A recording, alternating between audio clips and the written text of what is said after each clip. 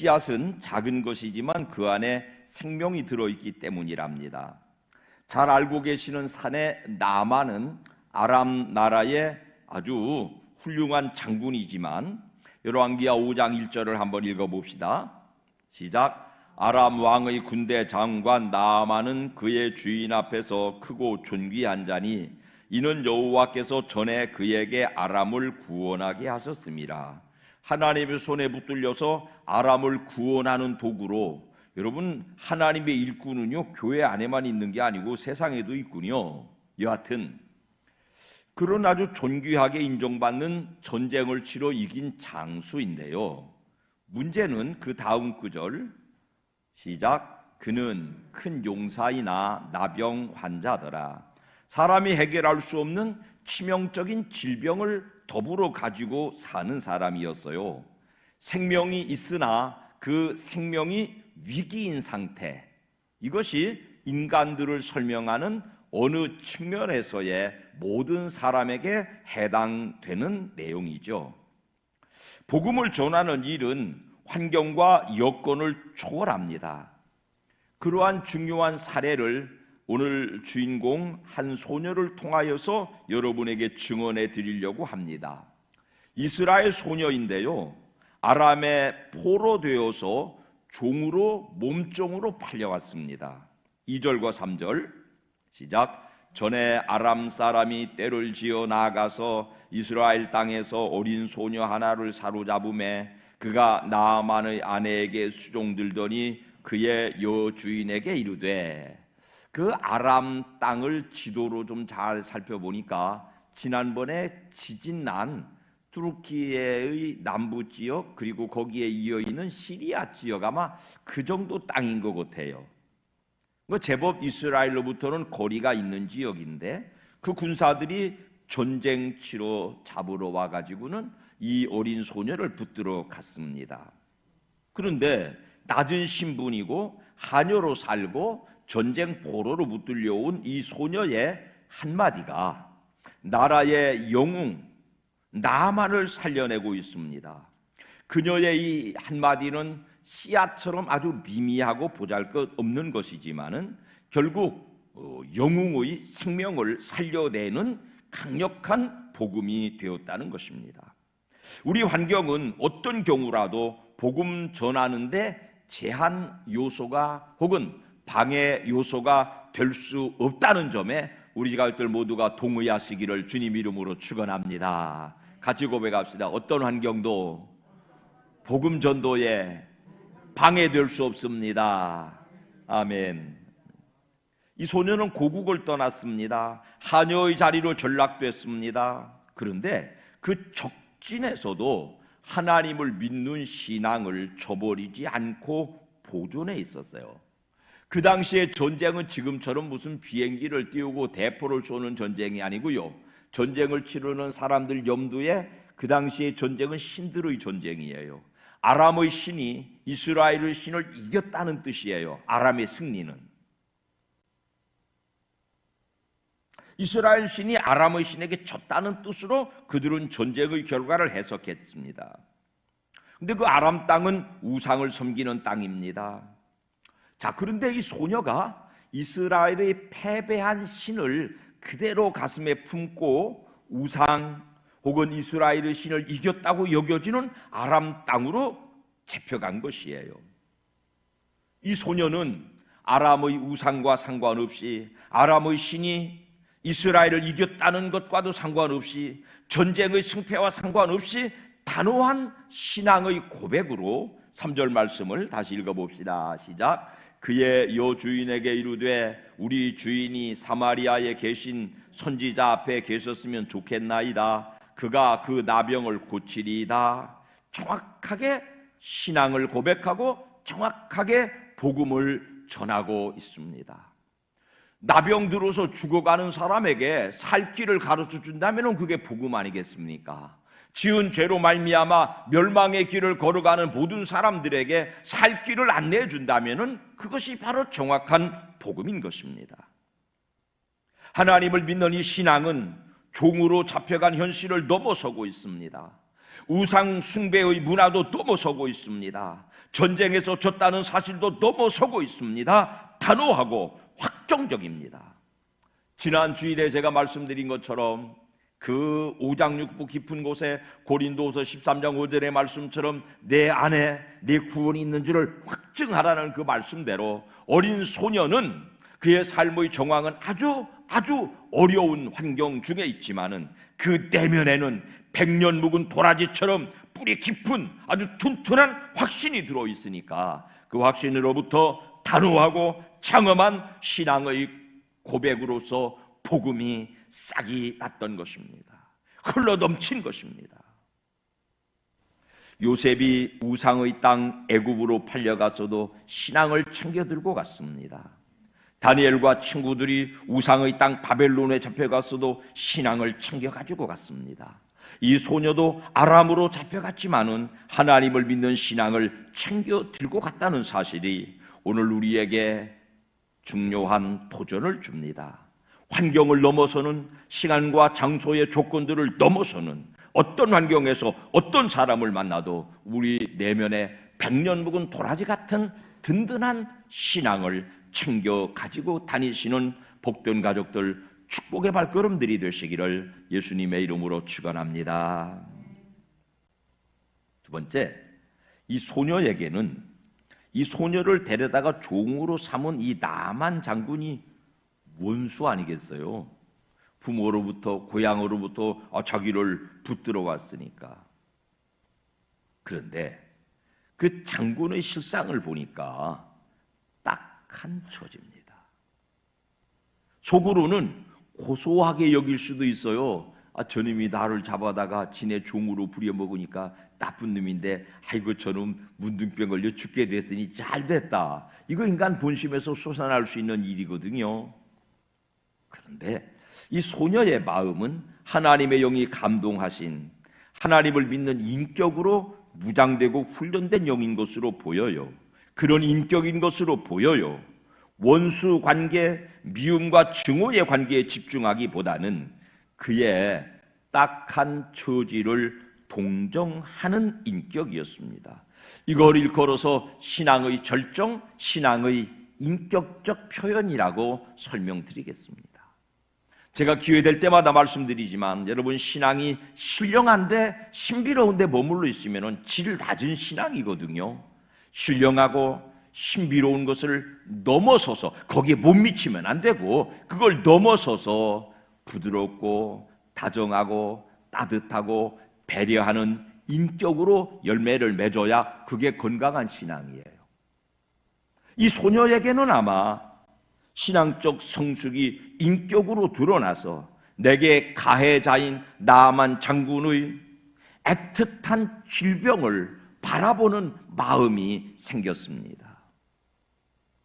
내 눈으로 보는 것이 아니라 우리 주보의 우리 교회 비전 선언문의 첫 구절처럼 하나님의 눈으로 세상을 보고 하나님의 눈으로 사람을 볼 수 있는, 하나님의 눈으로 더 높은 차원에서 보니까 그가 가지고 있는 나보다 높은 지위, 그가 가지고 있는 나를 죽일 수도 살릴 수 있는 권세, 그가 가지고 있는 돈, 그가 가지고 있는 명예, 이런 게 전부 발 아래로 보여요.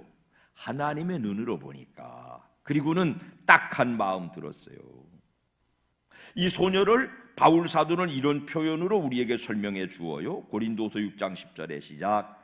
근심하는 자 같으나 항상 기뻐하고 가난한 자 같으나 많은 사람을 부요하게 하고 아무것도 없는 자 같으나 모든 것을 가진 자로다. 겉눈으로 볼 때는 나만은 모든 것을 갖고 이 소녀는 아무것도 갖지 못한 것처럼 착각되지만 그 내면을 들여다보니까 이 사람 속에, 이 소녀 속에는 기쁨이 있고 부요함이 있고 다른 사람을 부요하게 만들 수 있는 복음의 강력한 씨앗이 들어 있었습니다. 복음을 전한다고 하는 것은 나와 같은 성향을 가진 사람들을 모아서 고객 증언하는 일이 아니에요.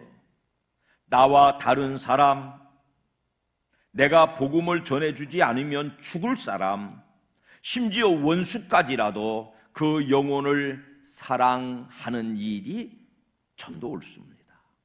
사랑하는 여러분, 오늘 말씀 전하고 들을 때 주변 사람들에게 무심하지 않으시기를 주님 이름으로 축원합니다.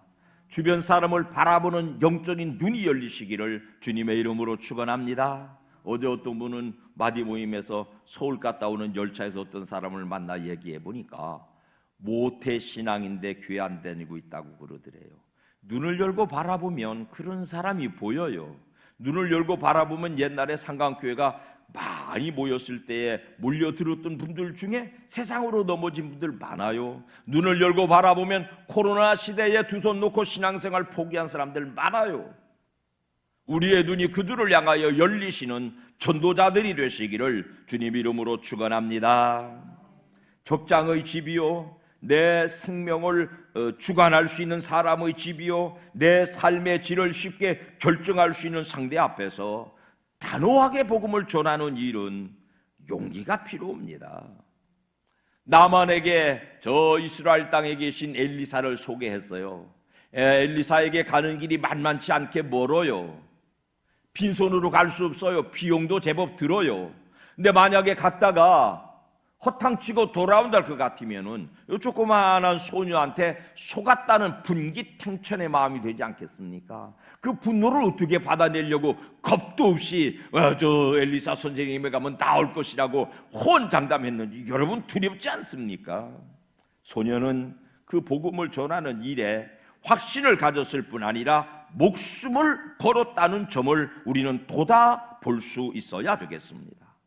연약한 소녀의 마음이 아니라 하나님의 감동일 것이거든요. 사랑하는 여러분 모두가 다 이 말씀 전하고 들을 때에 오순절 다락방에 임하셨던 그 성령의 강력한 임재를 체험하고 목숨을 걸고 환경을 초월해서 복음의 증인들로 어린 소녀 닮아가시기를 주님의 이름으로 축원합니다. 거의 일평생 접진으로 다니면서 유대인들에게도 대적을 받고 로마 사람들에게도 제적을 받으면서도 끊임없이 복음을 토설해냈던 전도자 바울은 고린도 5장 14절에서 시작, 그리스도의 사랑이 우리를 강권하시는도다. 스스로 지어먹은 마음이 아니라 그리스도의 성령의 감동을 받아 사랑의 강권함을 받아 복음 전도자로 한 평생을 살아냈더라고 고백합니다. 예수 믿으십니까? 예수의 영이 여러분 속에 있으십니까? 예수의 영이 여러분을 전도자로 강권하시는 그 감동에 눈 감지 마시기를 예수 이름으로 축원합니다. 여러분 같이 한번 고백합시다. 내 속에서 성령께서 전도자로 강권하시는도다. 아멘, 아멘. 소녀가 전한 복된 소식은요 아주 정확하고 확고했습니다. 3절 시작, 그의 여주인에게 이르되 우리 주인이 사마리아에 계신 선지자 앞에 계셨으면 좋겠나이다. 그가 나병을 고치리이다.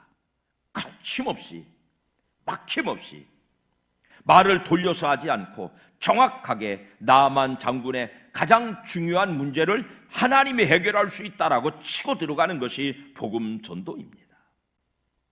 그 일의 결과는 전적으로 하나님께 맡기고 아주 단호하게 믿음을 선포한 것입니다.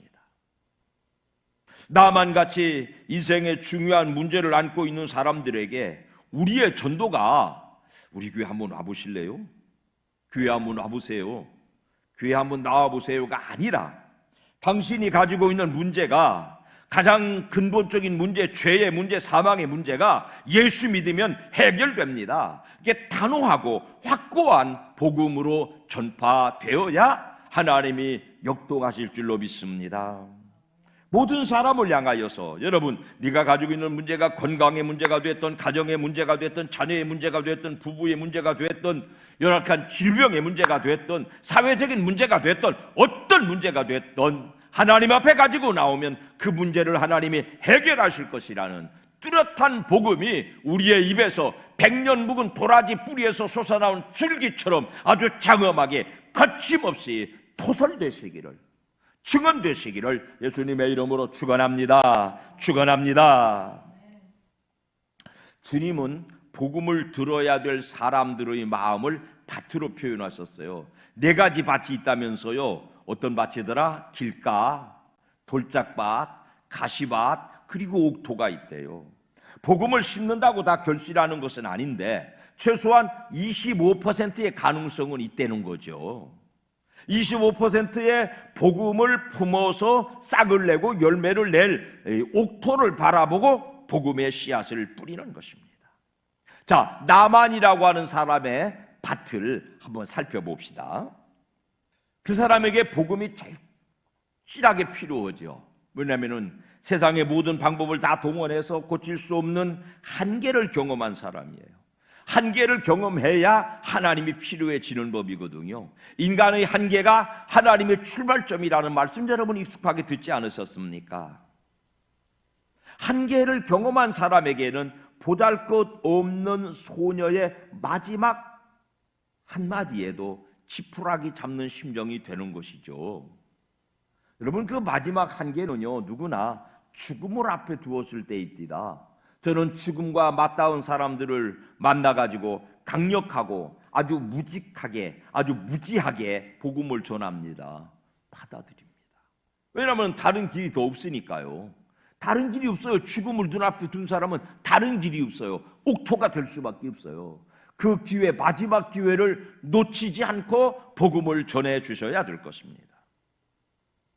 이 마지막 소망의 복음을 들었을 때 내가 붙들어온 저 계집아이 하나가 뭐라고 쫑알거리는 소리를 다른 대안이 없으니까 듣더라 그 말이에요. 주변을 살펴보시기 바랍니다. 우리 주변에는요, 의외로 주님 손길이 아니면 고칠 수 없는 질병이 모든 사람들에게 있어요.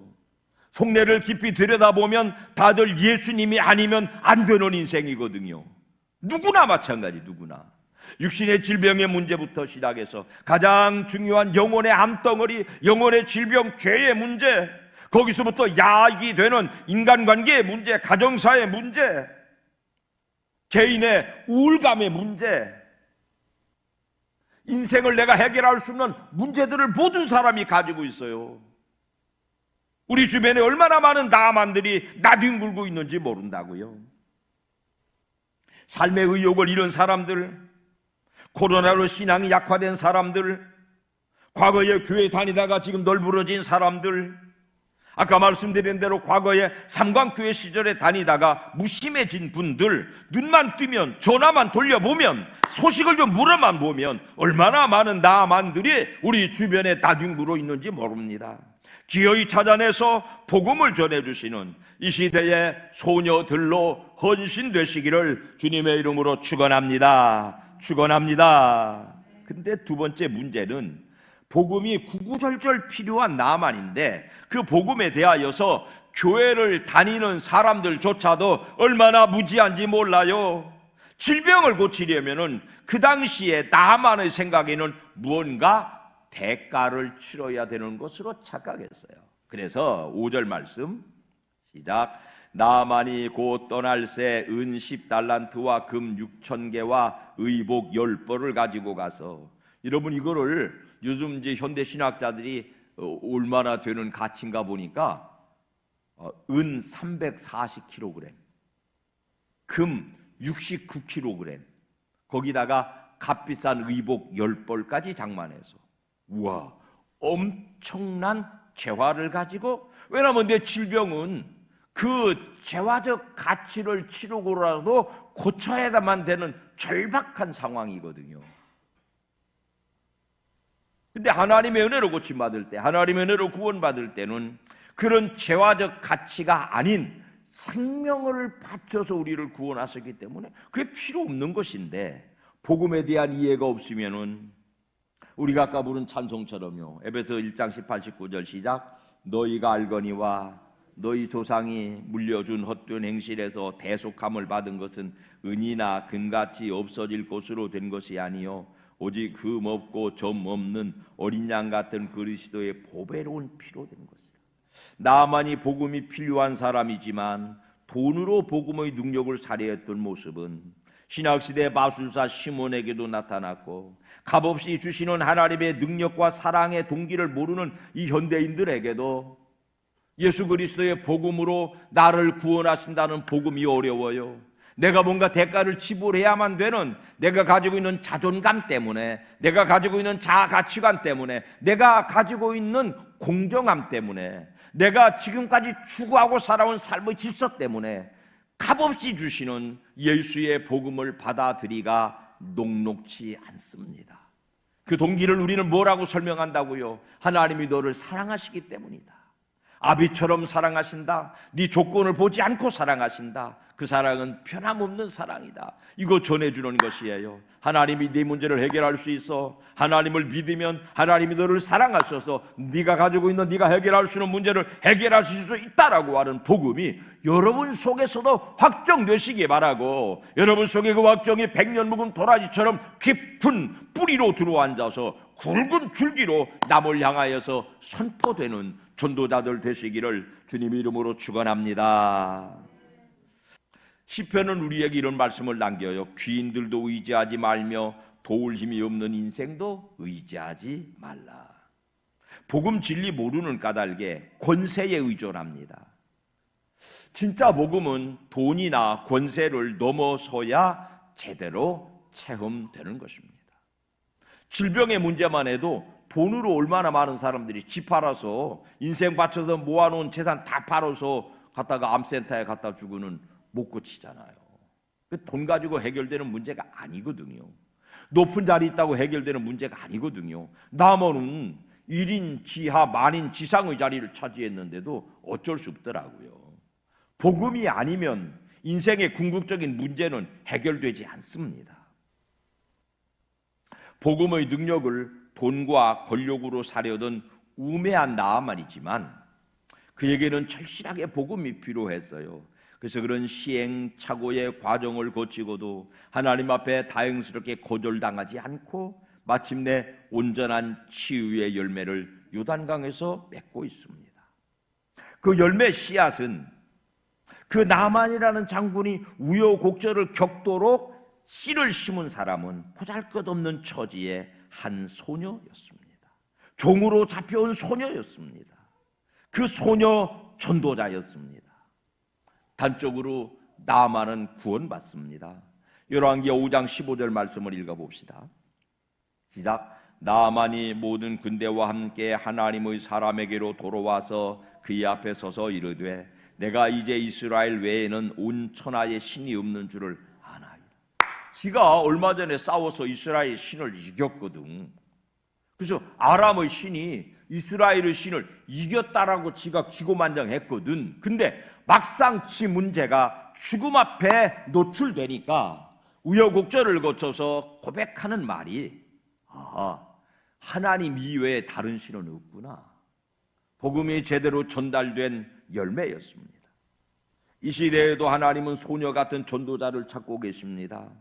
전도자는 세상을 치료하도록 주님이 보내시는 목자입니다. 우리가 사는 모든 삶의 자리가 나만이 널브러져 있는 전도자의 자리에 옳습니다. 말씀을 전하고 듣는 이 시간에 우리가 눈을 열어서 주변을 돌아보면서 지금 생각해 보세요. 누가 낙심해 있는지, 누가 인생의 결정적인 문제에 봉착해 있는지, 누가 겉으로는 화려하지만 그 내면이 썩어 들어가고 있는지, 누가 코로나로 두 다리 두 팔 뻗고 있는지, 누가 실망 낙심 좌절해서 우울감에 빠져 있는지, 누가 과거에 상관교회를 다니다가 지금 이러지도 저러지도 못하는 올무에 걸려 있는지 주변을 돌아보시고 어떤 문제를 가졌든지 주님 만나면 해결된다는 이 소녀 같은 담대한 복음을 그들에게 전해주시는 실천적인 전도 행사가 우리 교회 안에 역동하시기를, 여러분의 개인 심령에 역동하시기를 주님 이름으로 축원합니다. 축원합니다. 말씀 들은 이 시간에 내가 오늘 복음 전해줄 사람이 누군지를 잘 결정하시기 바랍니다. 그냥 지나가지 마시기 바랍니다. 찾아가서도 네 문제 하나님이 해결하신다. 나만 문둥병을 고치신 하나님이 네 문제 해결하신다. 이 담대한 복음을 믿으시고 전해주시는 전도자들 되시기를 주님 이름으로 축원합니다.